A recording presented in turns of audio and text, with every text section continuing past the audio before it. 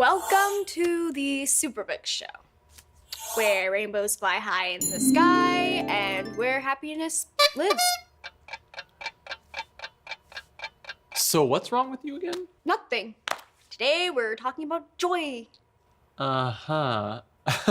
Yeah, I can see that. When I think about joy, I think about not this. Oh, whatever do you mean? Come on, Mariah. You know this isn't joy. Okay, you got me. You saw through my elaborate disguise. I thought I had you. What's going on? Bad things keep happening. Like what? Okay, our homework load keeps increasing. My bike tire went flat. That's not With too terrible. The ink in all my pens spilled all over my papers. I burped during the moment of silence, and then I slammed the door shut in my teacher's face on accident. Well, you should probably just move. But no, I'm packed. What language do you think they speak in Djibouti? To be honest, I'm really too scared to ask right now. Okay, that's fair. So, we are supposed to be talking about joy today, right? Yep, and it's been a little hard. I think this is an appropriate verse.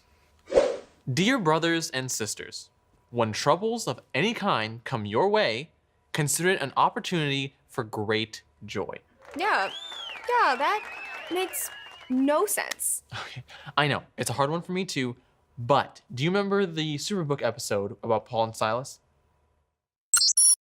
Hallelujah, hallelujah, avdei Adonai, hallelujah, Shem Adonai, yehi Shem Adonai mevorach. Even though Paul and Silas were put in jail and beaten for a totally bogus reason, they still sang worship songs from a jail cell. How in the world could they do that? If I'm in jail, I'd be screaming, "Guards, I want to see the governor." Mama! Honestly, same. But here's the thing. Paul and Silas probably weren't happy in prison, but they were joyful. And what's the difference?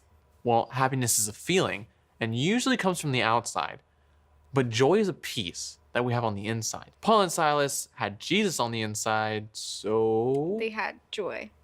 bingo. I guess I kind of understand that, but what do I do when I don't feel joy? Fake it. What's that now? Even though I don't feel it, when I act as if I have joy, I can almost like fool my feelings. Fool your feelings? And how does that work? Well, if I do something embarrassing, I laugh at it myself. I see it from the outside. Okay, so you think of things that make you happy instead of things that make you embarrassed, like burping in front of the whole classroom during the moment of silence because you decided to drink a whole bottle of soda beforehand and your burp game is just unstoppable. Yeah, see it like this. There's this quote from C.S. Lewis about loving your neighbor. The Narnia guy. Yeah, him. He said, "Do not waste your time bothering whether you love your neighbor. Act as if you did. As soon as we do this, we find one of the greatest secrets. When you're behaving as if you love someone, you will presently come to love him." I'm not saying put on a happy face or be all smiles when you're crying inside. Masks do not help. I'm saying behave the way you would if you had joy. Paul and Silas weren't all fake smiles or trying to pretend to be happy, but they sang anyway.